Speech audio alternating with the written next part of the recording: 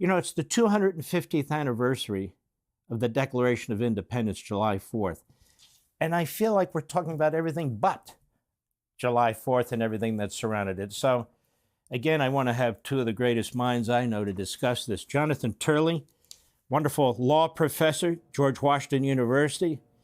He's written several great books. His latest one, Rage and the Republic, The Unfinished Story of the American Revolution. I recommend you get it. It is a really great book. Welcome, Jonathan. So let's begin at the beginning, which is this. Why did our now founders decide that they had to meet at the Second Continental Congress in Philadelphia and put together this document and issue it to the whole world, sign it, and put their lives on the line? Why did they feel the need to do that? Well, first of all, it's a great pleasure to be with you at this historic time, Mark, as one of the great students and writers on our history and our Constitution. It's an important time for people to remember who we are. You know, in Rage and the Republic, I try to capture that moment that you just described, Mark, as why it was so significant. Europe was fascinated by who these people are. You know, this was the first Enlightenment revolution. The Enlightenment writers like John Locke had been around for a long time, but they couldn't understand how this group of people that had nothing in connection with each other, no connection to the land, no stratified class structure or institutions, could come together at this point on the globe and create the very first Enlightenment revolution in the history of the world. And one French writer later asked a question that I talk about in the book. He asked, what then is this American? I mean, they wanted to talk about us, understand us like we were a new species, because they couldn't understand how we did that. And it also captures the fascination that this place had. You know, John Locke once said that in the beginning, all was America. And I think that he was capturing more than the idea of an unexplored territory. He was capturing the idea that there was a place where something new could happen, that something could be discovered, not just land, something about human rights, how we govern. And so what the miracle of Philadelphia was that these people, these geniuses came together and they created this Declaration of Independence, which from beginning to end is an Enlightenment document, that it's all Lockean. It talks about how our rights come not from the government, but from God. That was a revolutionary concept. And the Constitution, even though I'm a Madisonian scholar and I should be talking up the Constitution, the fact is that the Constitution was that system that guaranteed what was promised in the Declaration of Independence. It was the Declaration of Independence that defined us as a people. And that's key in the book, because I follow the life of Thomas Payne, who played a role in both the American and the French revolutions. And his experiences really highlight what is special about our republic. But also about James Madison. You know, Thomas Payne was the righteous rage that we needed. He knew what it would take to bring a people to revolution. But it was James Madison that knew what it would take to move a revolution to a republic. We needed them both. But Payne is a fascinating character. You know, he was principled, and he was courageous, and he was obnoxious, and he was reckless. He may have been the most American of that generation. He was certainly the most revolutionary of the American Revolution. But he experienced everything that was right about our system and what went wrong in France. Very, very interesting. Now, let's talk about what went wrong in France, because Americans need to know the difference between the American Revolution and the French Revolution. That they had different objectives, because the colonists really had a different history than the French. The French were fighting a monarchy in France, but we were fighting a monarchy in Britain. Why were these revolutions different? Why would Edmund Burke support the American Revolution and denounce the French Revolution? Well, in Raging Republic, I talk about the conflict that developed between Burke and Payne and the exchanges that they had. Payne was welcomed by the French. He believed in more direct democracy. He was a critic of those, what were called auxiliary protections of Madison. He was against bicameralism, and he watched it play out. In the book, I quote the sort of Thomas Paine of the French Revolution, who said that revolution, like Saturn, devours its children. Well, it devoured Payne. It devoured the other individual who shares a role in both revolutions, Lafayette. Both of them almost died as a result. He saw what was unique about the American system. The American framers didn't want Athenian democracy. Madison said that if every citizen of Athens was Socrates, you would still have a mob. Because the problem is that the system itself didn't have the framework to handle the pressures, passions of a democracy. What Payne saw is what happens when you take those safeties off. And they first went after the clergy, and they went after the aristocrats, and then they went after each other. In fact, in the book, I describe how Payne at one point is in the home outside of Paris with basically the last 7 friends he had. Because he was associated with the Girondins, which was the moderate wing of the Jacobins, and they were being executed. And one by one, a knock came, and one by one, they were taken off to be executed, until finally they came for the innkeeper, leaving Payne alone. And then the knock came for him. And he left having just finished a book that he carried with him, and that book was The Rights of Man. And they took him to be executed, ultimately. He was saved by pure happenstance. But to Payne's credit, he recognized that Madison was correct in many of these beliefs.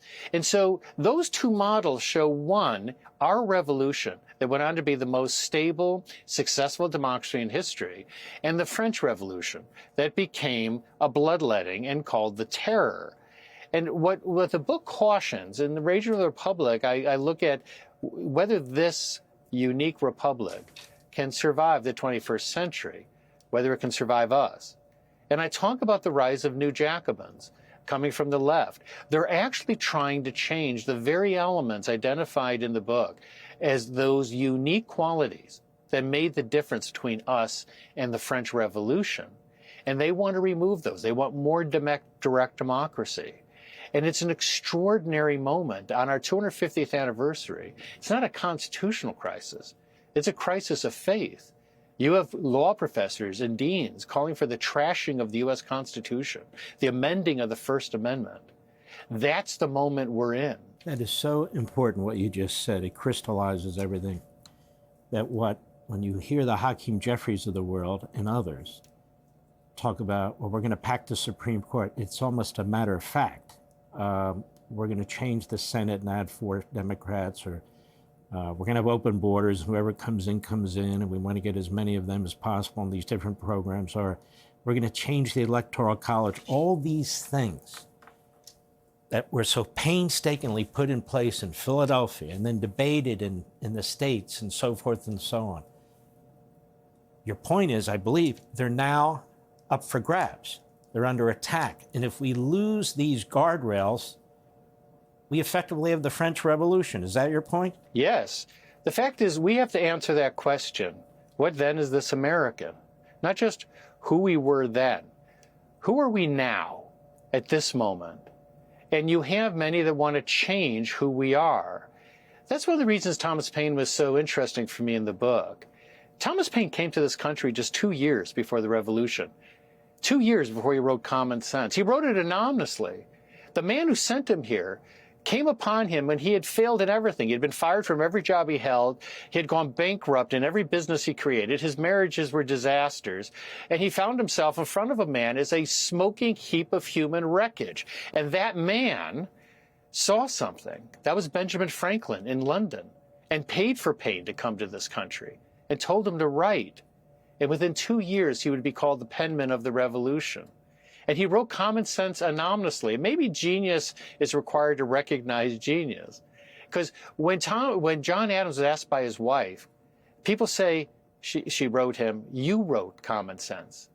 And John Adams, who was no fan of Thomas Paine, said, "I couldn't have written that book, but I think I know who did. I met a man named Thomas Paine, and he had genius, in his eyes. That was the type of person that created this republic. Those are the voices that defined who we were. The question is, can we answer that question itself today? And I think that we can. These are revolutionary times, but we remain truly a revolutionary people. Well, let me ask you about that. We see our public schools don't really teach the Declaration and the Constitution and the bases for both. You see the 1619 Project and things of that sort. When you turn on television, you get almost no history, no context about what's taking place in this country. It's just, are you on Team A or Team B, and who's hit the latest ball and who hasn't? Are we, this generation, our society, are we doing the job to ensure that our children and our grandchildren appreciate what came before us? Or are we teaching them, either by acquiescence or affirmatively, all these other ideologies that are floating around and all the static that's floating around and so forth? And so, in other words, what I'm saying is, are we losing our moorings in this generation? I think that we are. In Rage from the Republic, I talk about a lot of those voices, including the rise of socialism. And these are young people who never experienced the collapse of the socialist systems in the 1970s. They've never experienced socialism. And so they're easy marks, particularly in an educational system, which I talk about, which has very few conservatives, Republicans, libertarians left. Most universities have purged their ranks of any contrarian or alternative voices. And so there's this echo chamber for many young people, and they have developed this, in some cases, hatred for our history. But the question that they're going to have to look at is, why we are here today and who we are at this moment. And I think that when you look at some of the proposals being made and some of the attacks made on our system, including proposals to pack the Supreme Court, trash the Constitution, those are voices that we've heard before. They're the same people. That's why the subtitle of this book is The Unfinished Story of the American Revolution. I expect that it will always be unfinished. Benjamin Franklin was correct. It's up to every generation to keep this republic. And so we will have to answer that question ourselves. Let me ask you this about the Declaration of Independence. It had, I think, 5 versions that they went through. And in the first version, Thomas Jefferson, as you know, was the author. He puts a paragraph in there specifically addressing slavery. It doesn't last the debates. It doesn't last. And yet Abraham Lincoln would later say, the Declaration of Independence, that the men who wrote that and put their lives on the line, that they left it to their progeny to address this because they simply could not address it at that point in time, but they left the tools for addressing it. What do you think of that? I think that's very true. And, there are many attacks on Jefferson as a slave owner. And look, he should be criticized as someone who enslaved others. But he did want to make that a critical point in our Declaration, to denounce slavery. Thomas Paine was vehemently against slavery, as were others, like Lafayette. In fact, Lafayette ultimately convinced George Washington what a scourge this institution was. And Washington, towards the end of his life, was really making real steps to try to convince others that we had to get rid of this institution. It's not, when we say that this is a plan for a more perfect union, we're acknowledging that we're not perfect, that we have to continue to perfect it. But we have a system that does that. The only danger to that system, as we saw in the French Revolution, is if you take the safeties off, if you start to change the framework for those decisions. That's what people want. They're frustrated that we are a divided country. But less gets done when we're divided. I had a debate recently with a Harvard professor who said, this is a constitutional crisis. Congress is not getting anything done. Well, we're a divided nation, right down the middle. That's the point of democracy. When you're divided, less gets done. We have to convince each other. And we're living in an age of rage.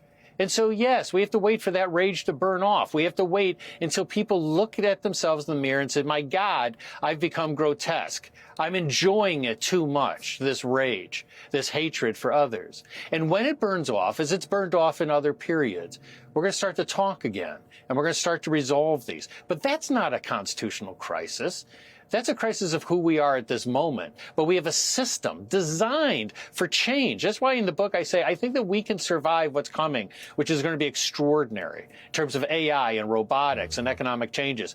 We have a system designed for change. We have a system designed for what I call a liberty-enhancing economy that acknowledges that you have to be economically independent to be truly free. We have all the elements we need for the 21st century, and the only thing that will stop us is if we are foolish enough to fritter away that legacy.